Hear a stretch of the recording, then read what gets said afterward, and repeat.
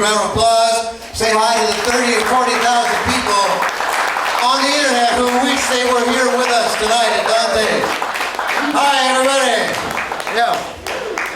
Well, you know, it has been a week of, it's always a week of great news, but there's a very special sort of tone to the kind of news that we've been having during the last week. Clyde will be up, of course, shortly to tell you about that. But what I wanted to focus on was a couple of things. First, remember we were talking last week and the week before about Lady Diana? And then suddenly, you got the news here first. Now suddenly they're talking about, oh, they did a DNA study and the driver was really drunk. So that means that all the conspiracy theories about Lady Diana are bunk, right? Right. As if you believe all the toxology and all the pathology of the machine, and they're going to tell you that with their experts that everything's okay. The official story is the official story. There was a lone gunman in Dallas. You know, the planes brought down the towers in New York City, and all the other bunk that they try to sell you day in and day out. Now, the theme of tonight's show is distractions. Now, when you think about the news, when you think about what it is that's out there, I mean, it's important to stay in touch, right? But that's what you're all doing here at Ground Zero Lounge. You're staying in touch. But you're not just sitting in front of the evening news. You're not just reading the horrible Oregonian out-of-town interests. You know, what do they care, right? The local monopoly, you know, ships in all of their stories, and anything local is always the, oh, so-and-so and so-and-so, and they finally overcame so-and-so, and now they made it into decent society. Okay. This is called human interest story. If you want to really see the depth of it, you can just read the obituary sometime and see yourself in the Oregonian obituary. As a, well, he was, he joined the Army in 42, he got a job at Fred Meyer, and then he died of emphysema. And that is your life story, according to the Oregonian. That is the human interest. Of course, on the obituary, you can get a life story every month or so if you have certain characteristics, certain parameters. For example, you're the farmer near Washington Square who refused to sell his farm for the last 80 years, and that's how he defined himself. But anyways, I'm getting a little bit of feel. I'm distracting myself from the theme of distractions, is what I'm doing. What I wanted to introduce you tonight with is a concept of perceptual health. We choose where our information is coming from. We choose the images. I mean, you don't go to movies that you think are going to disturb you or disturb your dreams. You hang around people that aren't disturbing.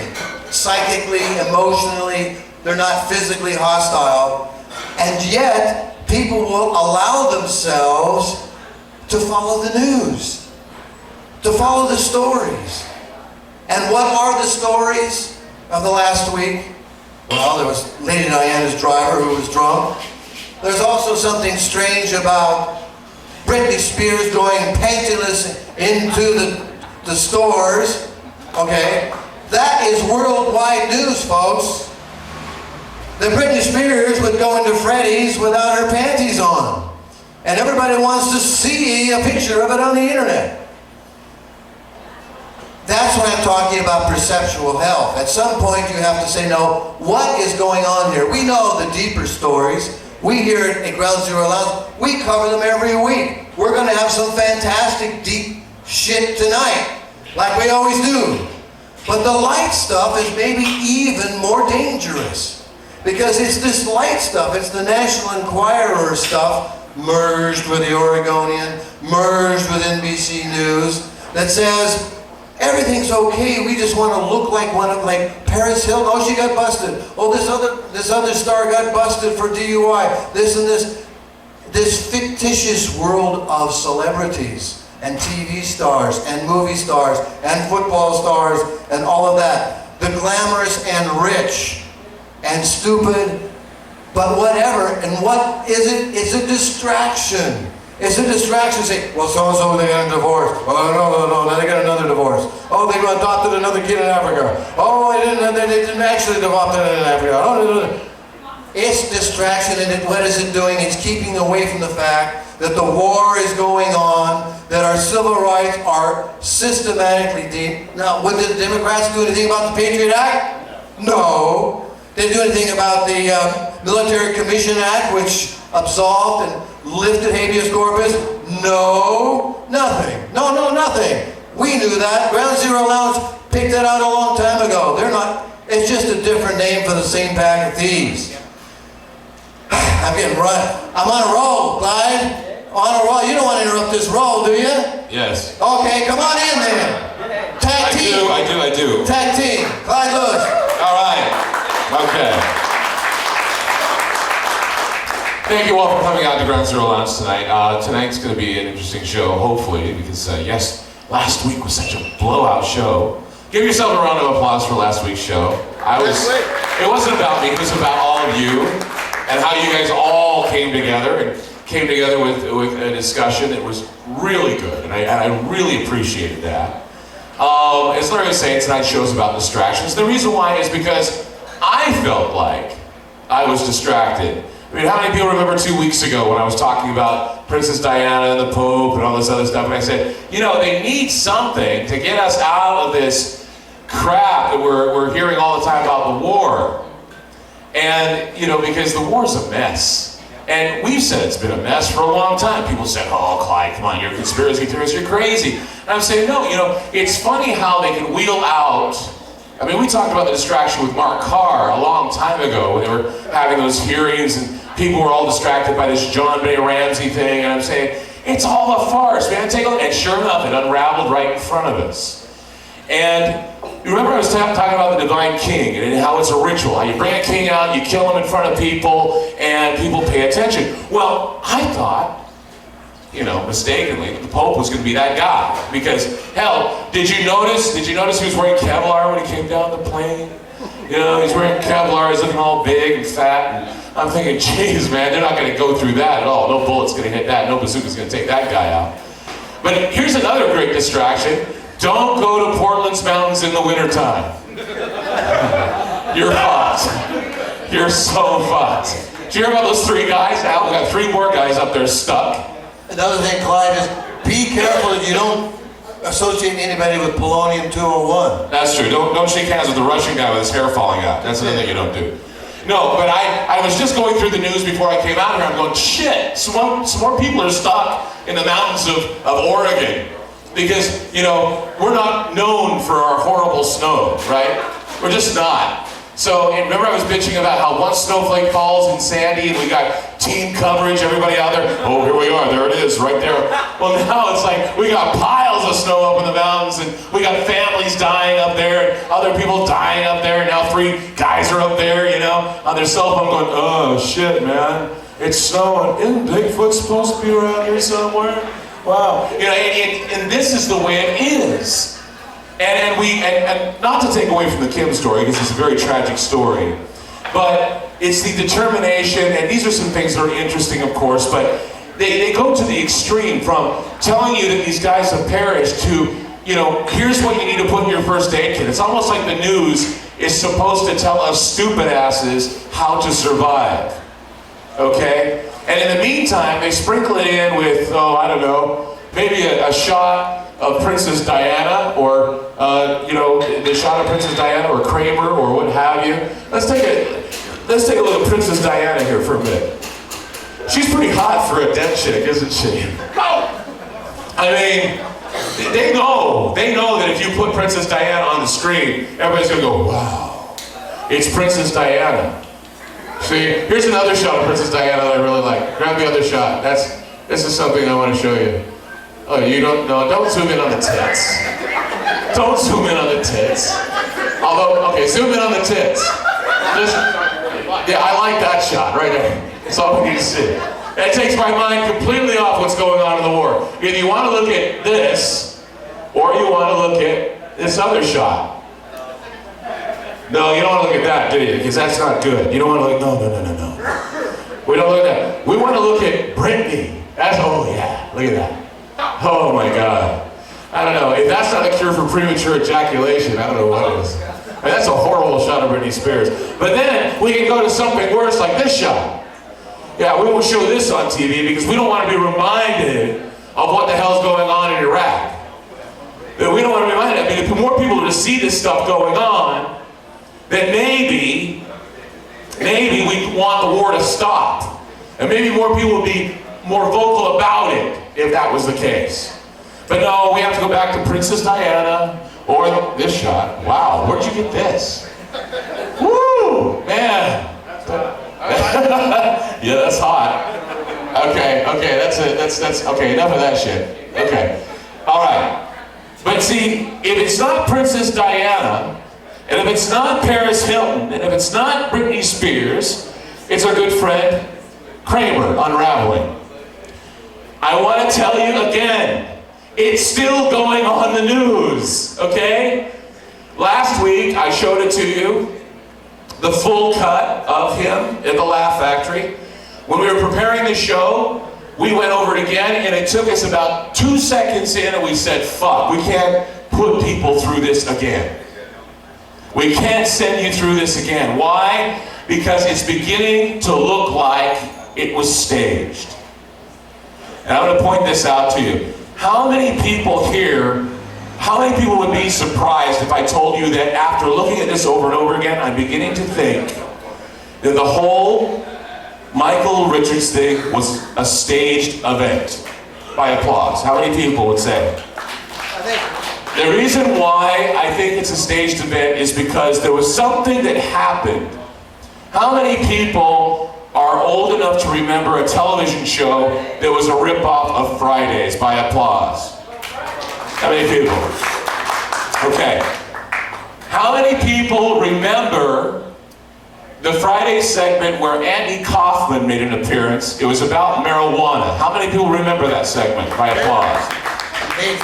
What I want to do, for those who didn't see that episode, I want the lights to dim, Stevie. We are going to show you, unedited, the segment on Fridays where Andy Kaufman and Michael Richards have a fight on stage. Here it is.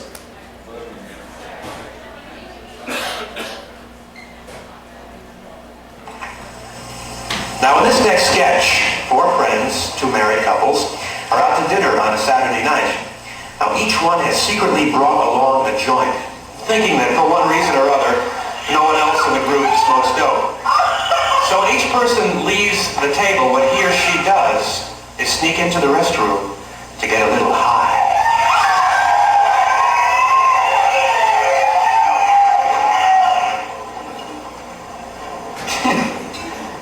What's this? Roast beef? A.J. West? That's roast beef au jus. That means a Jewish man brings it to you. Well, I just wish I was a little bit hungrier. I guess I had too much beer. Is anybody out there having? Excuse me for just a minute, okay? I'll be right back.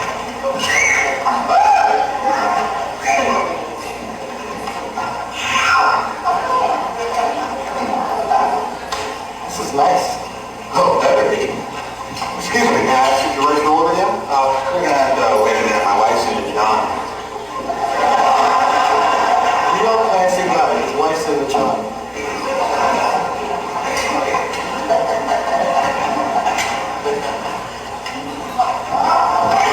Street restaurants are amazing, aren't they?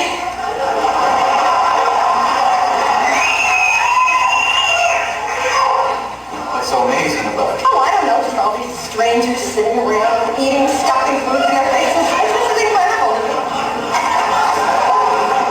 Excuse me, I'll be right back. The beer, damn beer. You know, Lois, you're really looking great these days. You really are. Really? Oh, thank you. Oh, my God. Don't you think so? Sorry for making you wait. Are you ready to order your future Oh, offering? could you let my husband help me read that? Yes, of course. I'm sorry I've been asked to inform you that we're completely out of the cookies on Jacques Flamand avec la plombe grisonnée. Sorry. Is he kidding or what? About what? Oh, for everything. You think he goes home and talks like that?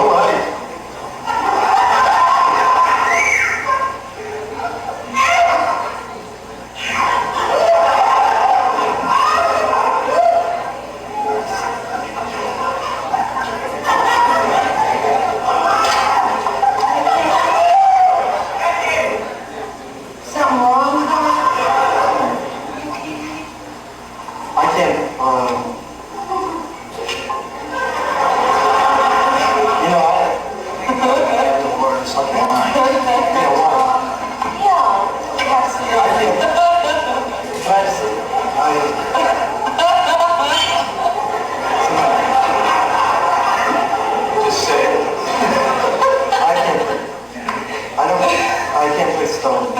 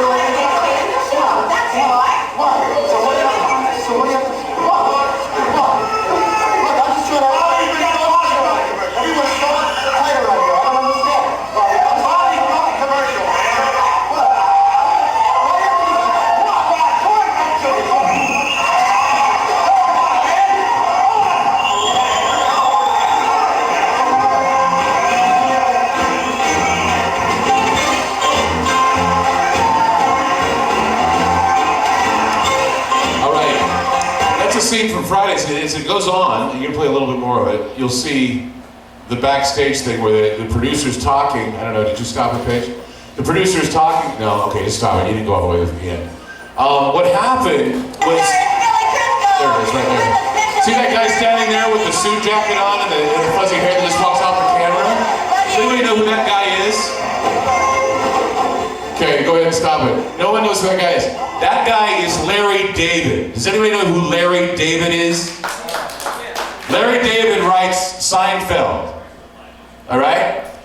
Now, there's something, how many people have seen the movie Man in the Moon? Anybody? Okay. Great movie. It was a great film. When I grew up and I saw that show, I just remember that Andy Kaufman went from that show to the David Letterman show and apologized on Letterman, talking about Fridays. Fridays was a TV show that was a Saturday Night Live ripoff that immediately was losing ratings.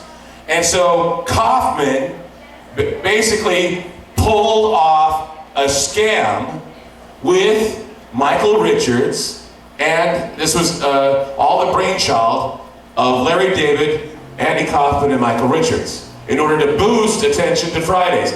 There was a bio that was released during the time of Man in the Moon that was narrated by Danny DeVito, and here it is. We're going to show you a piece of this right here. Go ahead. His enormously successful Carnegie Hall concert and the airing of his previously unseen ABC special made his fans eager to see what this unpredictable entertainer would do next. But even Andy's admirers were shocked by the chaos he caused on the comedy show Fridays.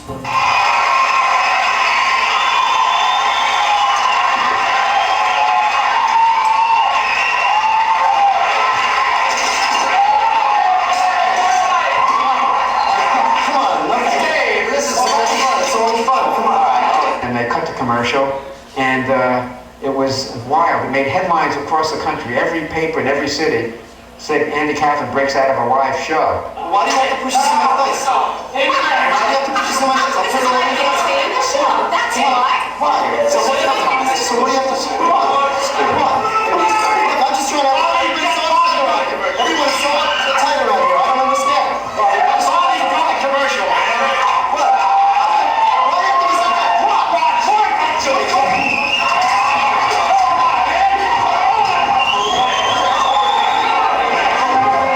Any confrontation to him was funny. He would laugh at you because you were getting angry at him, which of course could drive you insane. I think he loved to see people just lose it, you know, and just because it was good theater. Andy, in essence, said, screw you, this is me, you can hate me. Did I get to you? Did I get to you? That was it. And more often than not, did. Andy never let you off the hook. You know? Everybody else had it out. Hey folks, that was a joke I just told. Andy went home, put his head on the pillow and went to sleep knowing that most of the audience was going, he doesn't really feel that way, does he? That takes guts. Yeah, it takes guts. It takes guts to fake it, and he did fake that whole episode, that whole area. He faked it because they were having some problems trying to get people to watch Fridays, and believe me, they had a big turnout the next week to see if anything was going to happen next. And of course, Larry David, Larry David shown in this next image we're going to show you, and of course the rest of the cast, Larry David and Michael Richards right there. Larry David went on to write Seinfeld, and Michael Richards, of course, became a star on that show. Now, for those of you that don't know, David Letterman, and I pointed this out before, David Letterman, before Jerry Seinfeld came on with Larry Richards, was promoting the hell out of the Seinfeld episode, the Seinfeld Series 7, which has now sold more than any Seinfeld episodes ever. Plus, it was a good distraction from what's going on in the real news. And I'm going to prove to you that this was an effective distraction that was being used as a tool to distract you because Andy Dick, how many people know who Andy Dick is? You know what Andy Dick did? Andy Dick went on stage during a comedy routine and basically called everybody in the audience niggers. And no one cared. There was no major news story. There was no major, three-part series. There was no apology on Letterman. There was nothing. Just a guy who got up and basically said the same thing, and TMZ tried to market it and milk it, and it didn't happen. It didn't take off. People say, well, Andy Dick's not really that important. Well, is Michael Richards that important? No, he hasn't had anything happen with him since Seinfeld. But yet Seinfeld is like up. Sales are up. So that tells you one thing, and that is no one has been angry enough to boycott Seinfeld over this incident, which makes it a distraction, okay? Another person, and how many people know who Don Imus is? Okay. Everybody in New York. Now, how many people have heard about the movie Apocalypto? Okay? Now, Mel Gibson said a lot of bad things about the Jews, did he not? Yes, he did. And a lot of people think he's anti-Semitic. Well, okay. So why is it that Don Imus could go on MSNBC and say this? Take a look. A great hour coming up. The Blind Boys Alabama are going to sing a bunch of tunes for us. They are just an American treasure. That is not an overstatement. I remember when I first had them on 2 years ago, how the Jewish management at whoever we work for, CBS, were bitching at me about it. Careful there, Mel. And Mel's like, okay, what is it? Mel Gibson. No, it's not from where I'm from, obviously. You bet Mel Allen then. But,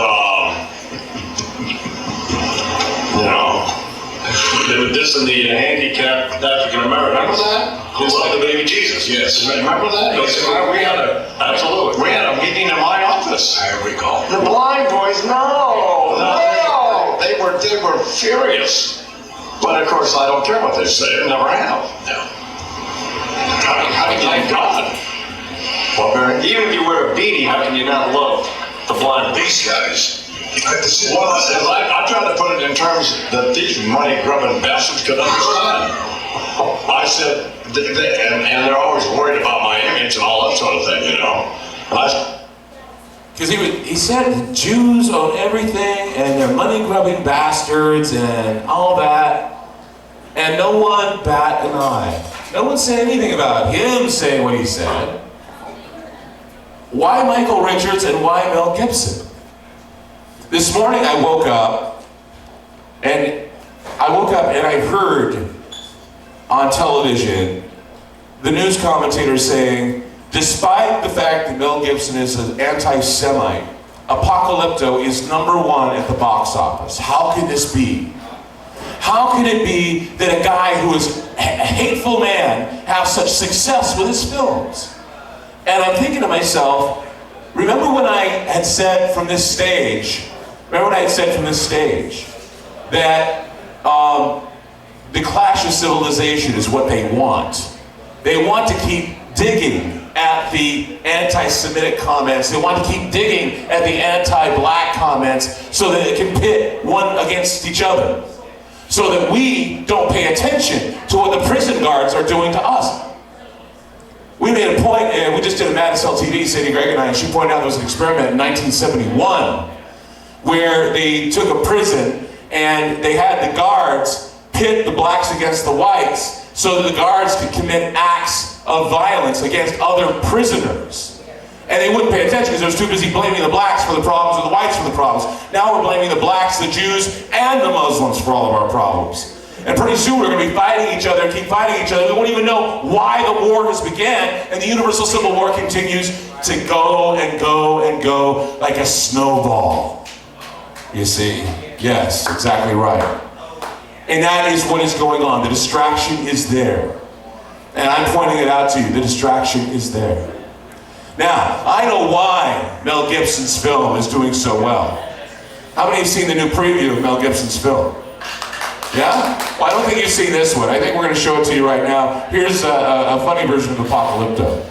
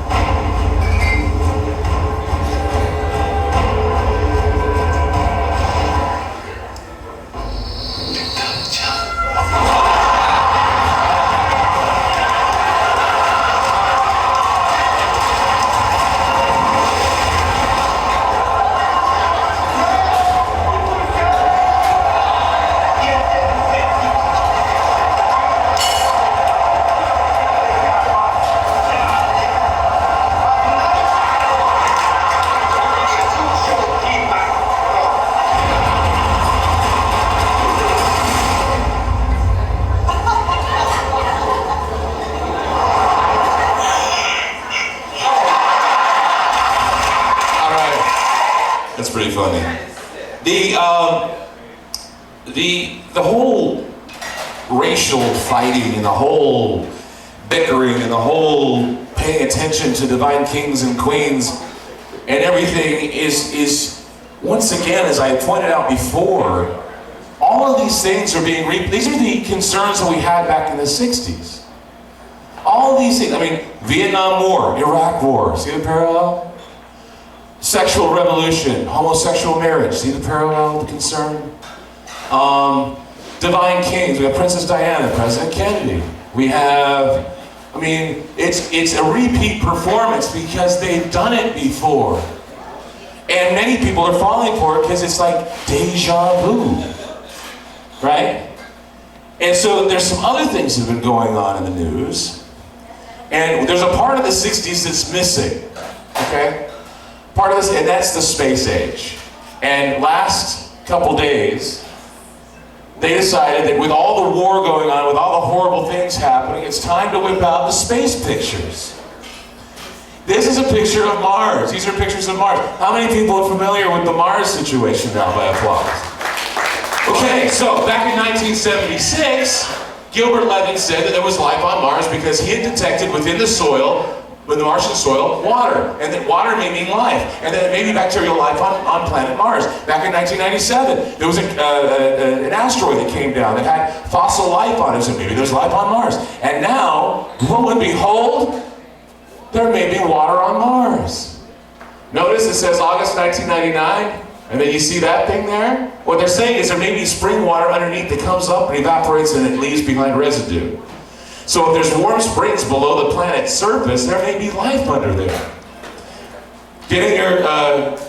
Giving yourself a chance to think about, what's going on up there when all the shit's going on down here? When all the wars are happening down here. Okay? Now, it wasn't enough that we have perhaps life on Mars. We also have UFOs crashing in Russia. Okay? UFO crashed over Siberia. This was reported, and it barely made any news. But something crashed in Siberia. They're saying, well, maybe this was like a diversion from the polonium thing that's going on with Litvinenko and can I say that name? Litvinenko. They were thinking, you know, that this may be some sort of distraction from that. So, and then, but we can't just stop in Russia. How many people heard what Nick Pope in Great Britain said about aliens? They're going to invade at any time. I'm not kidding. I am not kidding. This is something that they are going to use to distract you. How many people were here when I did the whole show about the shuttle and the UFOs were following the shuttle? There were UFOs following the shuttle. Okay? But what were they? No one knew. They said they were junk or something else, but it was still being used as a distraction from what the real issues were at the time. Nick Pope says aliens could attack at any time. They say in Siberia, UFO crashes, life on Mars. Look up in the sky. What? Go ahead. What were you going to say? Hold on, not you. Hold on. Check the byline date on that article. Oh, good one. Yeah, 9/11/06. That's beautiful. See? That's nice. I didn't see that. That's very good. Thank you for pointing that out. 9/11/06. UFO sightings and alien visitors tend to be solely the reserve of sci-fi movies, so when a former MOD chief warns the country could be attacked by extraterrestrials at any time, you may have forgiven feeling a little alarmed. Of course we'll feel alarmed because it's scary out there. Do you remember a president of the United States that acknowledged what would happen if we found out that alien life existed elsewhere? Our old friend Ronald Reagan. Also, did you notice in that clip, Clyde, that was a still from the alien autopsy? Oh, sure, yeah, because they want to make it look fake. But here's something. Ronald Reagan, when he spoke in Geneva, had actually said that all we need to do is have an alien threat from outside of this world and the whole world would go, huh? What's going on, man? UFO. And so now we have him speaking, just in case you forgot, President Reagan speaking about alien threats and whether or not they're real. Go ahead. Suddenly there was a threat to this world from some other species from another planet outside in the universe. We'd forget all the little local differences that we have between our countries. The United Nations. Perhaps we need some outside universal threat to make us recognize this common bound. I occasionally think how quickly our differences worldwide would vanish if we were facing an alien threat from outside this world. There you go. Speaking of Geneva, yeah, exactly. Ronald Reagan, yeah, he actually said that. He said, you know, from outside this world, we'd all gather together in one if we were to do something. Anybody remember what happened when there was Vietnam going on here on planet Earth? What were we doing? What were we preparing for during Vietnam? Yes, a trip to the moon. Oh, NASA is gonna fly us back to the moon in 2020. Does anybody get at least aroused about that? No, but they had to wheel that out there. NASA's gonna build a base and they're gonna do all kinds of things on the moon, and it's like, someone once said that if there's trouble on planet Earth, they break out the moon sets. You know, I know I've said here on the stage that they faked the moon landing, but what a great distraction from the war. Ronald Reagan said, if there's something going on up there, we pay attention to that and not pay attention to what's going down here on Earth. So that's one motive for them faking the moon landing. Okay? That's one way they could have done it. Is they could have had a reason to distract us from what's going on down here by creating a moon landing. You've seen how things could be staged to get people's attention to be taken away. Okay?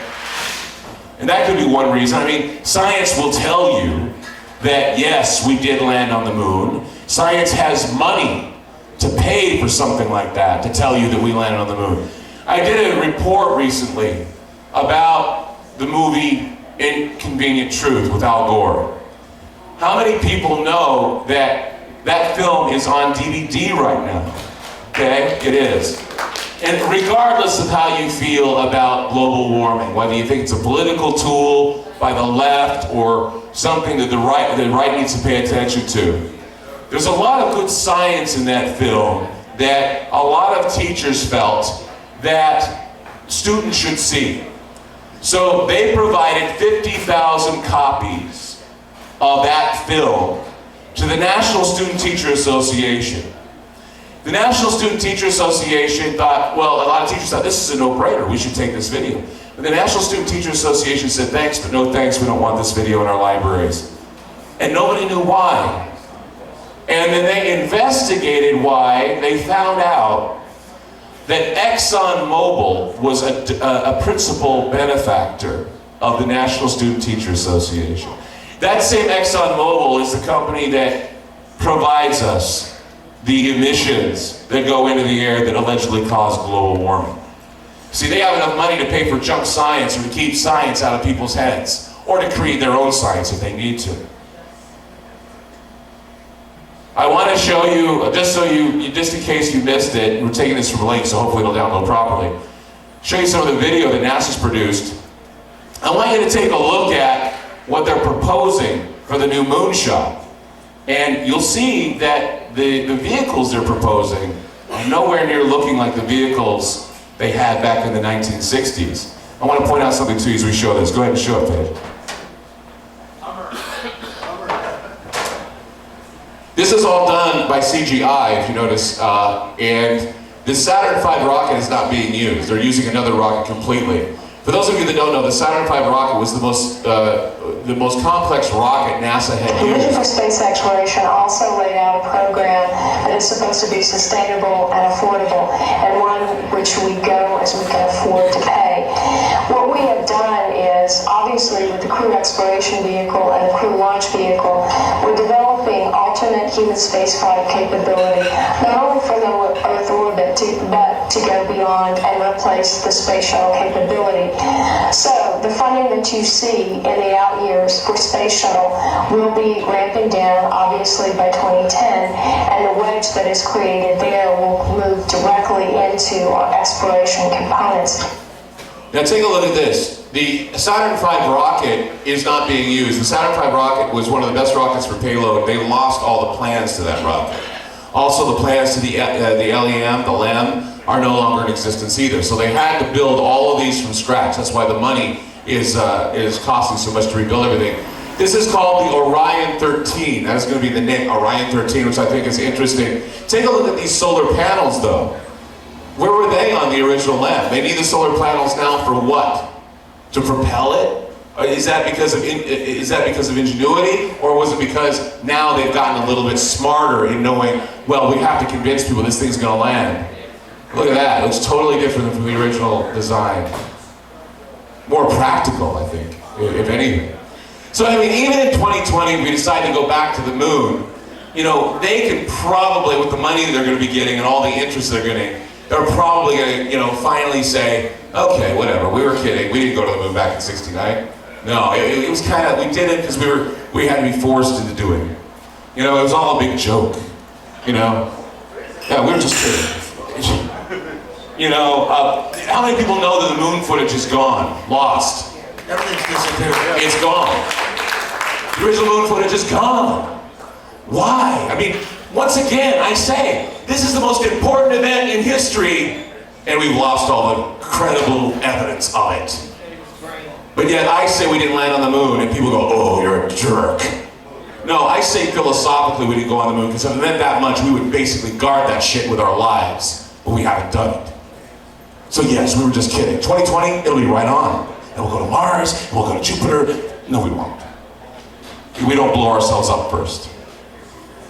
I want to play something for you that we played when the History Channel was here to talk about the moon landing, one of my favorite bits.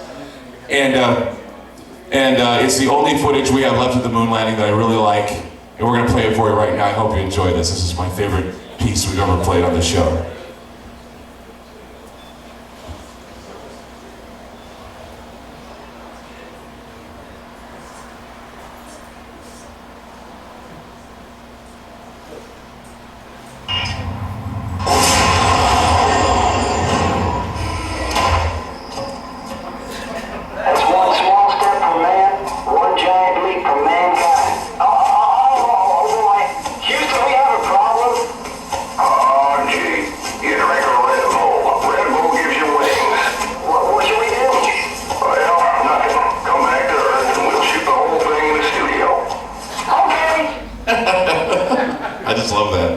Let's go back, we'll shoot it all in the studio, and that's funny.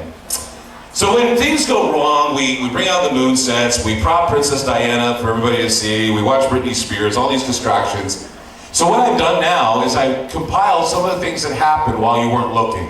Some of the reports in the news that happened while you weren't looking. While alien threats were going on, life on Mars was possibly discovered, while all this stuff was happening, there was some stories that I think are very important that we all should see. Okay? Take a look at this story. U.S. warns that terrorists are calling for cyber attacks on banks and brokerages. How many people have listened to my show when I've been on the air and I've told you to save your money and invest in gold? There's a reason.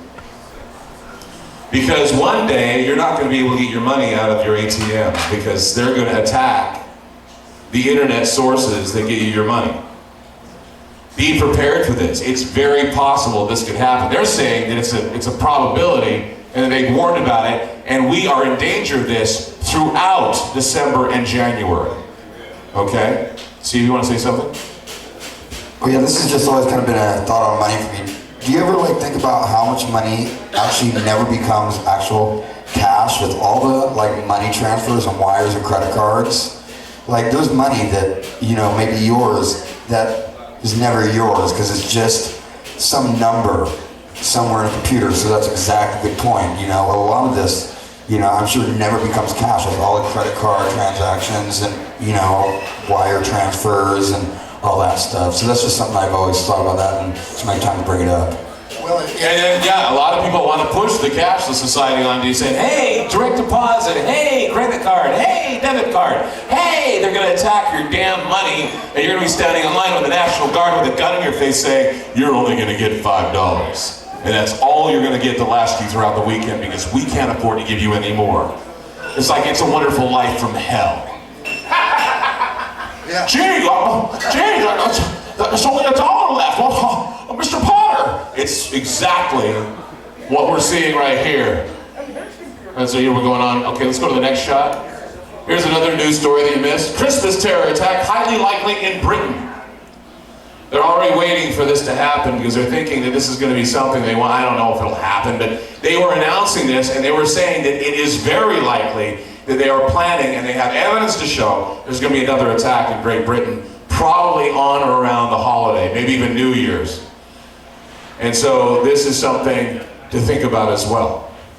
That, while all this is going on, there are things happening under the radar that you're ignoring and that have probably gone by you. And of course, the Christmas terror attack, the war on Christmas, man, it's really going bad. Fuck you, Bill O'Reilly. I swear, if I have to hear Gibson and O'Reilly rip and read and rant about the war on Christmas, and if I hear one more person call it a fucking holiday tree, I'm gonna be pissed off. It's a goddamn Christmas tree, and first of all, it's a pagan tree.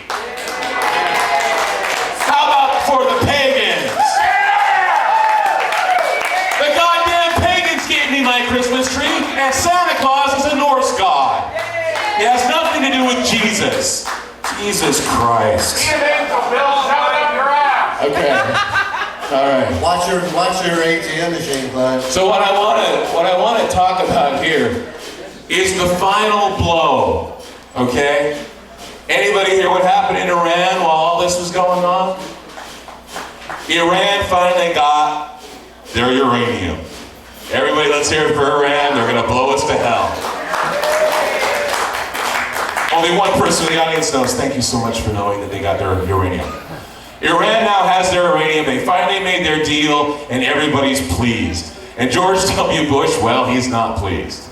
Of course he's not pleased. Now he has to really put up or shut up. He's going to have to look bad again because he's got to go blow the shit out of the Iranians now. After he's devastated Iraq with depleted uranium, devastated Afghanistan with depleted uranium. Now we have to not only have depleted uranium, but anything else they decide to blow up in our faces when Iran goes fully ballistic. So I want to present for you now a little cartoon that I found that I think is really cute. This is called Deal or No Deal, featuring all the characters here in our whole wonderful universe of war, pestilence, and hell. So here it is.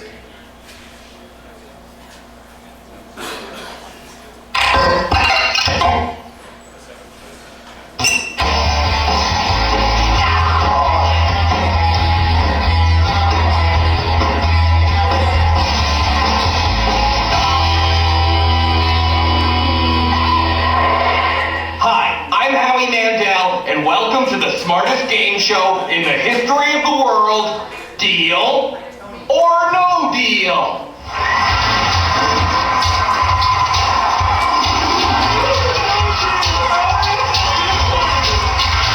Okay, tonight's competitor really knows how to drive a hard bargain. Please welcome Iranian President Mahmoud Ahmadinejad.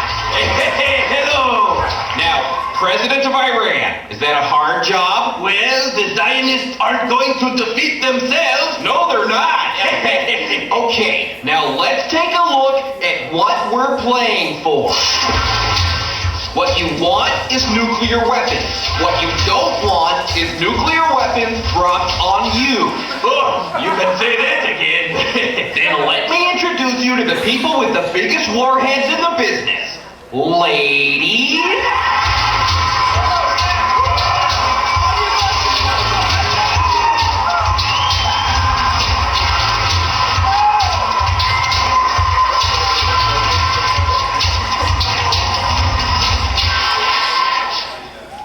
You're a pervert! Which suitcase do you think has the nukes in it? Let's go with suitcase number 6.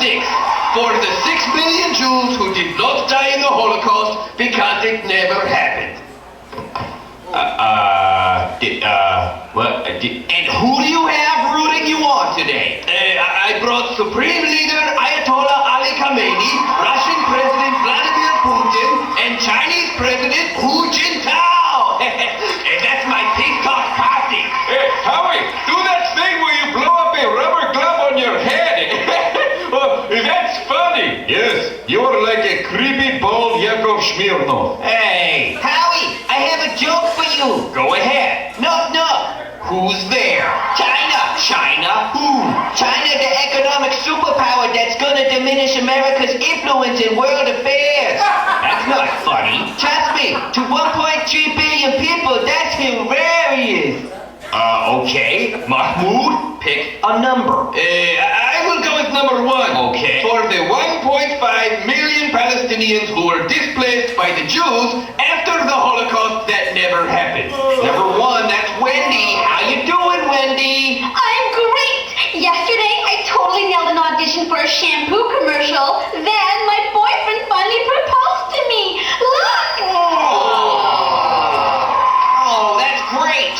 Now open that suitcase. Okay.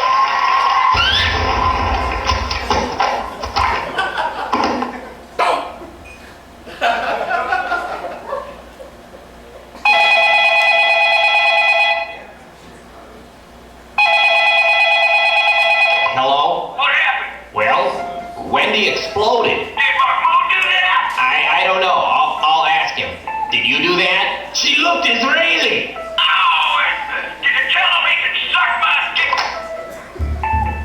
The banker has made an offer. Oh boy. If you walk away from this game right now, he'll give you a uranium enrichment program? A pocket full of glow sticks.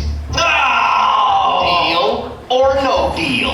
No deal! No deal, Mahmoud! Just like I told my tailor when he asked me to stop dressing like a hobo. No deal! Then the game continues. Pick another number. I'll go with 7. Show us what's inside the suitcase.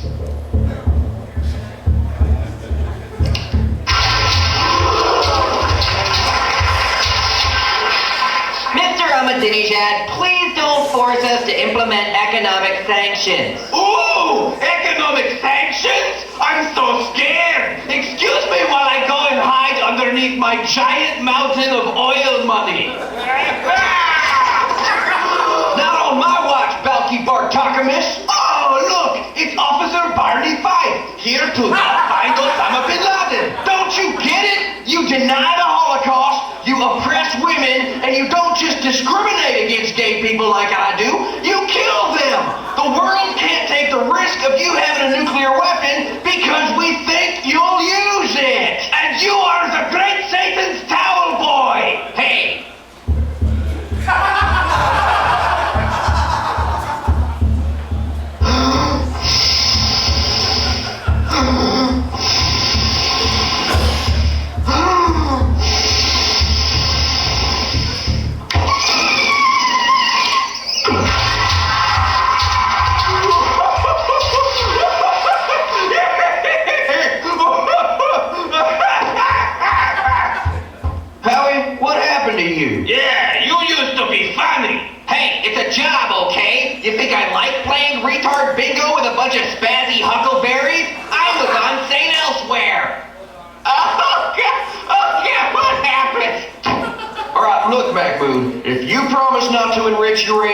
nuclear bomb, I promise not to explodiate your country. Deal or no deal?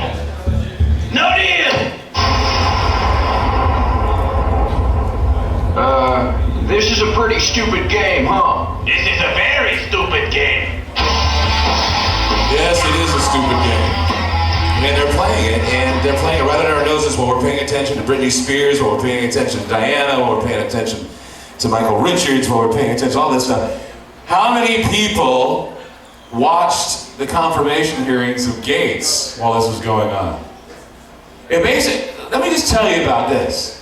I was paying attention a little bit to it, and it just seems to me, and Larry can confer, wasn't it all just, okay, you can go ahead and keep killing who you want to kill, that's okay. The other guy, he didn't do it quite right, and they're going to probably try him in The Hague, but it was you go ahead much and do it. worse than that. It was much worse than that. The Democrats on the panel were saying, we appreciate your candor, Mr. Gates. We know that you were a henchman during Iran-Contra, that you ran all the drugs to Colombia, that you were involved in almost all the dirty deals of the Reagan administration and the previous Bush administration, but you have a lot of candor about Iraq because you think it's not going Yeah, we appreciate your honesty about how bad Iraq is, and we appreciate that all. And if you're going to go kill some more, we're going to excuse all those past indiscretions because you're with the CIA, and that's cool. We didn't pay attention to that because we're too busy paying attention to other shit. But this is what was going on. I basically summed it up in the words I gave you just now. And this is what's going on. The thugs are basically allowing the thugs to rule. And the vampires are basically taking over. And they continue to keep going and doing their bit. And this is something that we need to understand. You know, this morning it was really sad because I watched the news, and it showed George W. Bush with Tony Blair standing there talking about the war in Iraq. And once again, doing his best pal, George W. Bush goes, I just want to let you know that Iraq is bad. Is that what you wanted to hear? That's just what he said. I want to let you know that Iraq is bad. Is that what you want to hear? No, it's not what we want to hear. I know what we want to see, though. And I've said this, I'm going to say it again. Impeachment is too much of a compliment for George Bush. He needs to be arrested and jailed along with Dick Cheney and Donald Rumsfeld. How many people know that Augusto Pinochet died yesterday? Yes, applaud that. How many people know who put that son of a bitch in power? Henry Kissinger, Dick Cheney, Donald Rumsfeld. And you know what date they did it? September 11th of I think it was 73 or 72. Yeah. And what's really weird about that is that, as I had said before, I hung out in a park called Ocho de Septiembre Park when I lived in Buenos Aires. And now it just dawns on me that September 11th is a date that they love to play with. And they love to just sit and dangle in front of you. Yeah, it's one big magic act. It's one big joke. It's one big stage show. Michael Richards is only a small part of it. Princess Diana is only a small part of it. It's a small part of the little Templar tantrums that they like to throw. It's exactly what they're doing right now. What you're witnessing is the new crusade, you're witnessing the new ignorance, and you're witnessing the distractions. Watch the birdie while we commit the acts, while we commit the attacks of atrocity. I'm Clyde Lewis, this is Ground Zero. We'll see you next week. Thanks for coming, everybody.